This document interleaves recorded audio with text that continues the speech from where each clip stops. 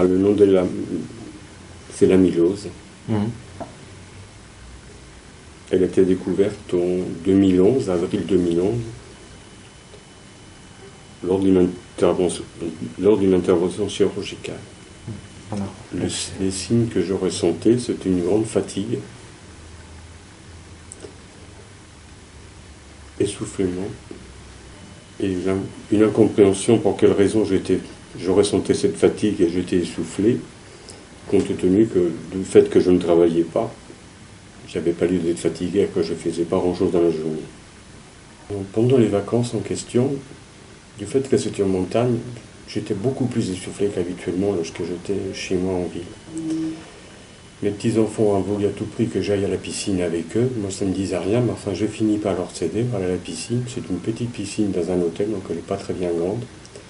Et là, lorsque j'ai voulu faire quelques brasses, je ne pouvais pas, j'étais complètement essoufflé, donc discrètement, je suis rentré chez moi, ils sont restés avec mon épouse jouer dans la piscine, je suis rentré à la maison. J'ai consulté un docteur de famille en lui disant que lorsque je marchais, j'avais des difficultés, je me ressentais essoufflé. Comme elle connaissait bien le parcours sous lequel je me plaignais, elle m'a tout simplement répondu que oui, il y avait une légère montée, mais qu'elle était très légère et que j'avais qu'à marcher plus doucement. Je serais moins fatigué, moins essoufflé. Lorsque je suis allé consulter une visite annuelle pour un PSA, du fait que j'avais eu un cancer de la prostate, j'ai bien ressenti que lorsque le médecin m'auscultait, il ne faisait pas comme d'habitude.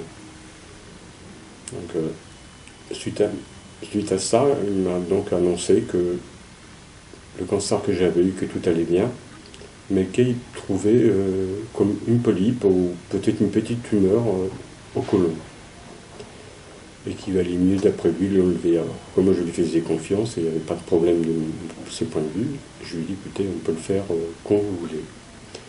Je suis rentré à l'hôpital pour me faire opérer, sachant qu'on allait me faire une prise de sang et un électrocardiogramme.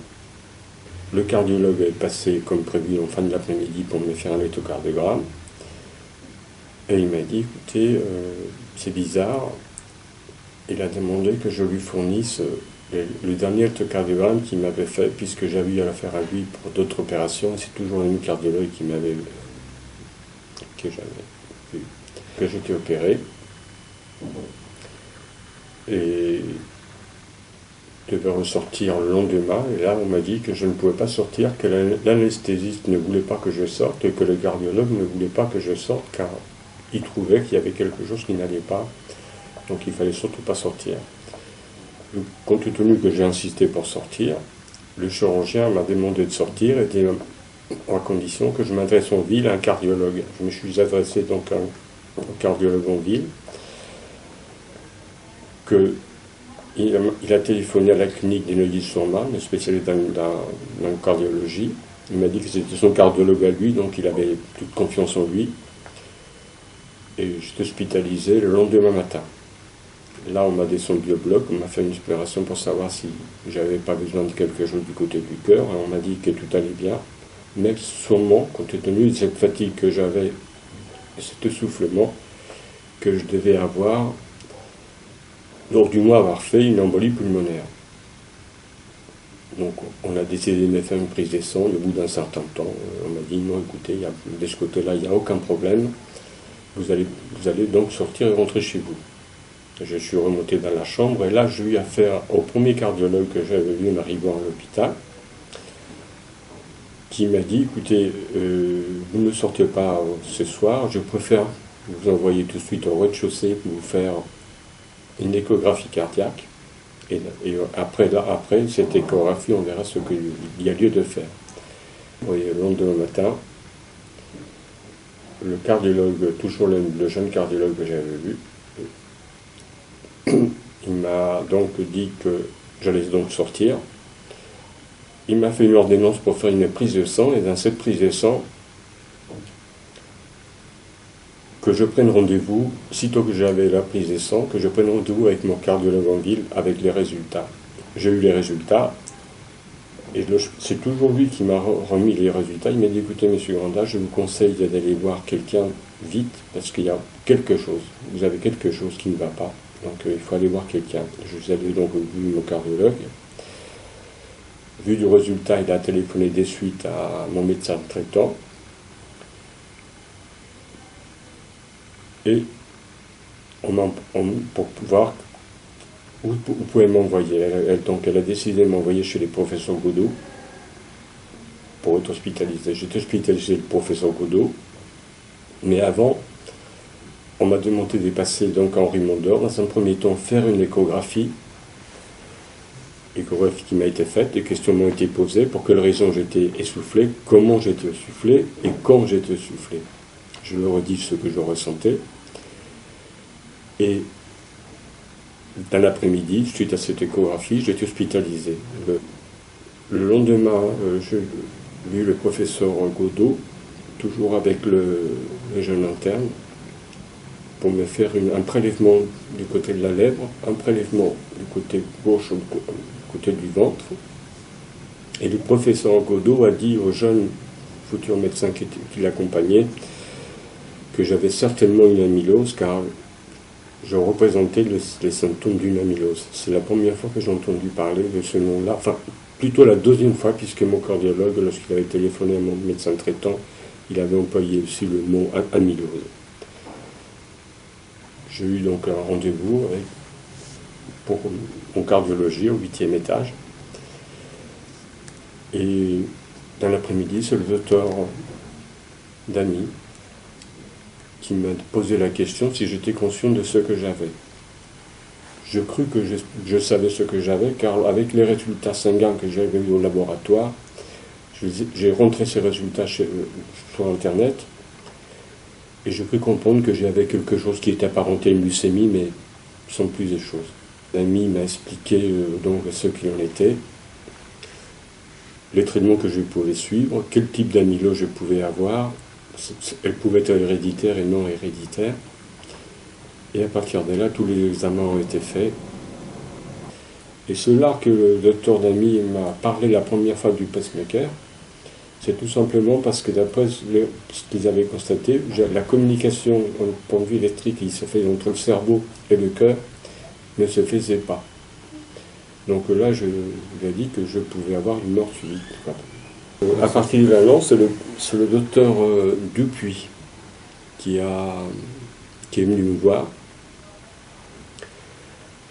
qui m'a dit qu'on allait faire on allait me faire une chimiothérapie, que cette chimiothérapie était ciblée, donc j'allais pas perdre mes cheveux, mais enfin je risquais rien parce que je suis déjà chaud, donc de ce côté-là ça ne me souciait pas du tout.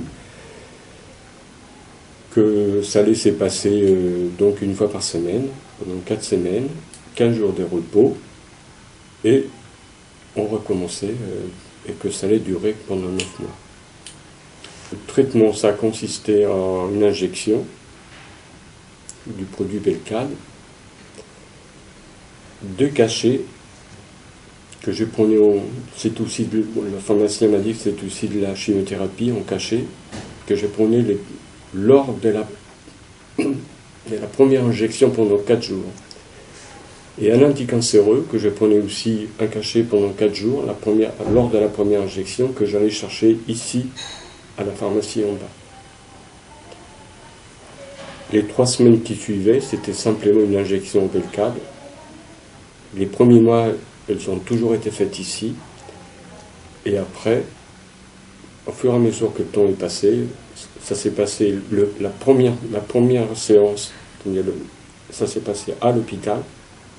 Et le restant du temps, les 3 injections qui restaient, j'avais envie de me faire une prise de sang. Avec les résultats, je l'ai renvoyé à un organisme, que c'est eux après, qui me livraient à la maison le Belcade et qui me faisaient l'injection. Au niveau de la tolérance, j'ai eu des symptômes. Oui, j'ai eu un hoquet très fort qui a duré pendant un certain temps. Le matin, le midi et le soir, ça ne s'arrêtait pas. J'ai eu des rougeurs et des démangeaisons aux membres, à l'extrémité des membres, aux doigts, et ça s'est passé. J'ai eu le visage, côté droit de mon visage, qui gonflait énormément. Et au moment que ma bouche était tendue, parce que j'avais du pus dans les gencives, je finis par m'adresser à la Salpêtrière aux urgences. Là, j'ai tombé sur un médecin pareil, fort aimable, qui m'a dit que j'avais les gencives avec beaucoup de pus. Donc on m'a ouvert les gencives, on m'a cousu, on m'a nettoyé, on m'a enlevé le pus que j'avais. Il m'a prescrit des antibiotiques. Il m'a dit en plus que à la Salpêtrière, il y avait un service dentaire qui était spécialisé dans le suivi des personnes qui étaient en chimiothérapie. Il m'a dit, je vais vous donner un rendez-vous et avec une personne. Donc, je suis le traitement antibiotique, je fais ce qu'il m'a dit. Et lorsque la chimie est revenue, évidemment, le même problème dentaire, ça s'est produit. Et je suis retourné voir cet rendez-vous. On m'a dit que ma dent était bonne, elle n'avait aucun problème, mais que c'était légèrement décollé de l'os. Donc à partir de là, même si je me nettoyais les dents autres, il y avait certainement des impuretés qui remontaient lorsque je prenais mes aliments. Et qu'il fallait mieux extraire cette dent en question. Donc on m'a extraire 2 molaires. Après j'ai eu des problèmes sous les jambes. J'avais l'impression que mes jambes, surtout les bas de jambes, étaient devenus des bouts de verre, fragiles. Et en même temps, j'ai marché, donc j'avais pas de problème, mais c'est douloureux. Tout ça, à fur et à mesure que la chimio était arrêtée, tout ça c'est devenu normal et sans problème. Aucun problème. Aucune comparaison. Aucune comparaison. J'ai toujours aimé marcher.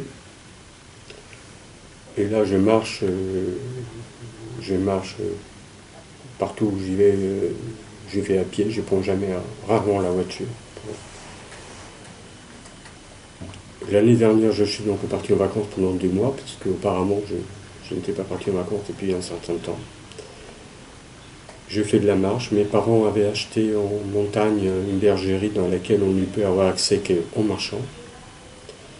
Une bonne, comme 7 à 8 km à pied en chemin plat. Et à peu près, on commence à monter un tout petit peu, à peu près pendant 3 km et demi, 4 km, jusqu'à arriver à une hauteur de 700 mètres. C'était au mois d'août, donc il faisait chaud quand même.